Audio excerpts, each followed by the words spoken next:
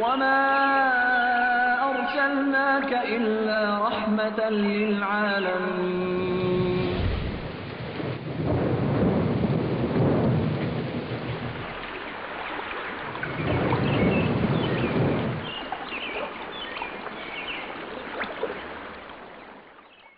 محمد الأمين نفديك بالثمين، محمد الأمين نفديك بالثمين، يا مصطفى يا مجتبى يا أزهر الجبين. When we present information, obviously when you inform someone, it's either to give them fresh information that they have never heard of, which is basically going to be received and judged by the person, or to emphasize something that they already know. It's only to tell them something about what they have heard or known before, or, which is even more difficult, to change something wrong. Either they have a wrong information or wrong perception or wrong attitude towards the person that you are addressing. What obviously we need to have always in mind when we address non-Muslims is, or even any person for that matter, is to take them step by step. You cannot try and obviously it's not going to work if from one session or two sessions or even a few sessions you're going to change their negative ideas about the Prophet, peace be upon him, about Islam, about the glorious Quran, or about Muslims in general. It's going to take some time, and we need to allow them to do that. Let me get into the most important thing is the psychological and social approaches to introducing the Prophet, peace be upon him. And of course we can take the knowledge of psychology and sociology and what it offers us in this respect. Obviously when we meet someone, we need to establish rapport, or what they call have this relationship.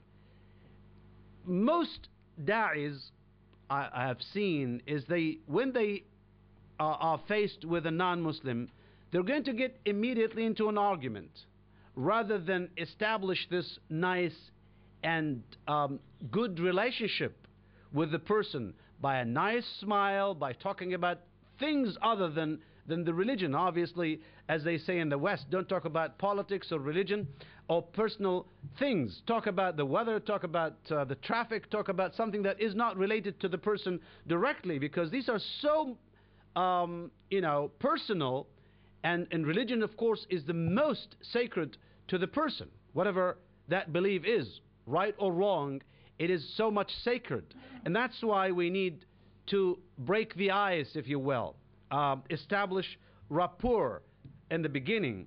You have to know the psychological status of the person you are addressing, knowing whether this person is frustrated, this person is happy, this person has a positive attitude towards Islam, has a negative attitude towards Islam and the Prophet, peace be upon him. So let's discover the person. In other words, let's not jump into introducing something that the person doesn't know or even knows, and he's going to argue and debate about it. Give him the chance first to talk and to explore and for yourself what this person is all about, knowing also his own level of knowledge. And of course it's so important to know how much information it is, how educated this person is. It is important to know the person before you are involved into the work of da'wah. Again, the idea of gradual development or step by step is so important in any matter, and especially when it comes to the matter of da'wah and introducing Islam. Of course, how could we hasten into immediate results?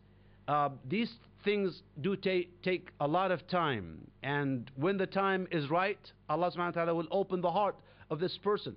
You could be the one who triggers some questions in the mind of this person, but someone else will come and build on what you started, until somehow you reach into the ultimate aim, which for this person to be convinced of your idea and in fact believe in what you can tell this person. I think there's always the question of who introduces the Prophet, peace be upon him. We heard this morning from certain groups, certain people. It is so important to know who introduces the Prophet, or if you will, who shall introduce the Prophet, peace be upon him, to non-Muslims. Is it everyone or those with knowledge? Obviously, as a Muslim, you do have a basic knowledge. So no, I would say no non-Muslim would have no knowledge or no information. But sometimes you have to verify the information, whether it's authentic or not. The stories we tell, are they correct? Are they true? Is our what we take from these stories are right or not right? I think this is so much important. Of course, we do our best, and everyone, tries hard to pass on the information in the best way they think it would reach the person and convince him or her of what we say. But it doesn't work all the time. Obviously, that's where the role of understanding and experience comes, which is so much important. The more you practice, the better you will be. And that's why we need to have experience and have a good understanding, which develops. No one is born as a scholar, a alim. It develops over the time. That's why training people, sitting with experienced people, trying different methods is so important in this work. محمد الأمين نفديك بالثمين محمد الأمين. We are coming now to the second part, which is now very open to your innovation, to your imagination. Tell us what we can do. We can benefit from non-Muslims in introducing the Prophet ﷺ to Muslims. We can go back and check the seerah. We can take from the glorious Quran. Tell us about possible ways of and means and methods and places and people within the Muslim community who can do this work. So محمد الأمين نفديك بالثمين محمد الأمين نفديك بالثمين يا مصطفى يا مجتبى يا أزهر الجبين يا مصطفى يا مجتبى يا أزهر الجبين. Assalamu alaikum wa rahmatullahi. As with most other groups, and I'm sure the rest of the groups, a positive influence on mainstream media, and that's the key thing, that it's the positive message they're getting out there. I also felt mainstream film, which also leads to our difficulty in that how do you actually portray the Prophet ﷺ with using a very visual means without, of course, portraying or visually portraying the Prophet ﷺ. So it leads to difficulties, but it needs to be done. A deep knowledge of the local community. We've got a little bit mixed between means and I'm not too sure which is which.